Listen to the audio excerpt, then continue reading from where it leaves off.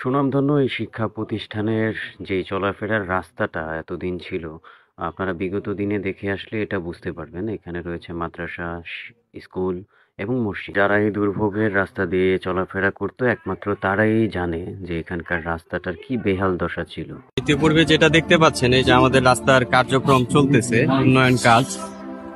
যে উন্নয়ন কাজে আগে যেরকম কাজ হতো, বিগত যে সরকার ছিল তার আমলে যে কাজ হতো আর এখনকার কাজের ভিতরে যে পার্থক্য, এই যে এটা হচ্ছে কংক্রিট ঢালাই, তার উপরে রড।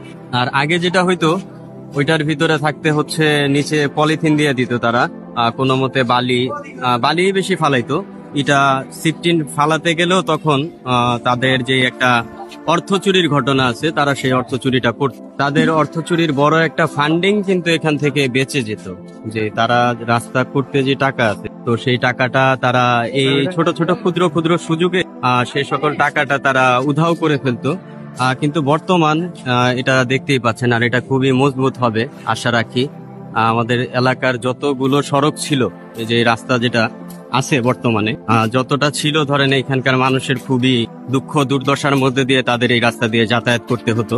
আমরা ধন্যবাদ জানাই এই রাস্তা সড়কে যে প্রকৌশলী রয়েছে, ইঞ্জিনিয়ার রয়েছে, এবং আমাদের ঢাকা ৪-এর যেই বর্তমান যে অভিভাবক আলহাজ রবিন আহমেদ, সে কিন্তু বারে বারে এই রাস্তার উন্নয়নের কথা বলেছে এবং প্রকৌশলীকে প্রেসার দিয়েছে।